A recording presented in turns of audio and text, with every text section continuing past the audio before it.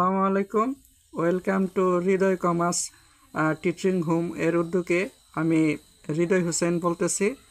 আজকে অষ্টম শ্রেণীর অধ্যায় 10.3 এর বৃত্তের অধ্যায় অঙ্কগুলো আমরা সূত্র প্রথমে শিখে নিব। সূত্রের যে সূত্রগুলো আমাদের মুখস্থ করতে হবে সেইগুলো আগে দেখে নিব। সূত্র 1, আমাদের আগে জানতে হবে বৃত্ত সম্পর্কে। তো একটি বৃত্ত আগে অঙ্কন করে নিলাম। দেখো তাহলে বৃত্তের ব্যাসার্ধ, তাহলে এই বৃত্তের এটা কি ব্যাস, আর এইটুক বৃত্তের যে অর্ধেকাংশ থাকে এইটুকের কি বলে ব্যাসার্ধ। ঠিক আছে, তাহলে আমরা ব্যাসার্ধ আর এই বৃত্তের যে পুরাটা ঘুরতেছে এটা কি পরিধি, আবার এর কি আছে ক্ষেত্রফল আছে।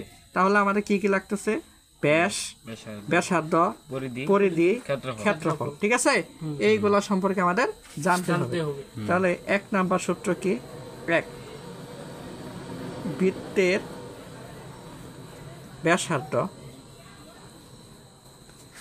ব্যাসার্ধকে ধরা হয় আর। ঠিক আছে, 2, বৃত্তের ব্যাস সমান কি ধরা হবে, যেহেতু এর অর্ধেকাংশ তাহলে ব্যাস কি 2 দ্বারা গুণ, তাহলে 2r হয়েছে। তোমরা দেখতে পারো বৃত্তের কি পরিধি সমান কি 2πr। 4 নাম্বার কি বললাম, বৃত্তের ক্ষেত্রফল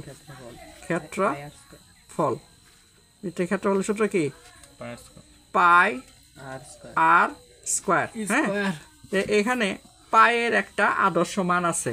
পায়ের আদর্শ মান হচ্ছে পায়ের আদর্শ মান 3.1416। এটা হচ্ছে কি পায়ের আদর্শ মান।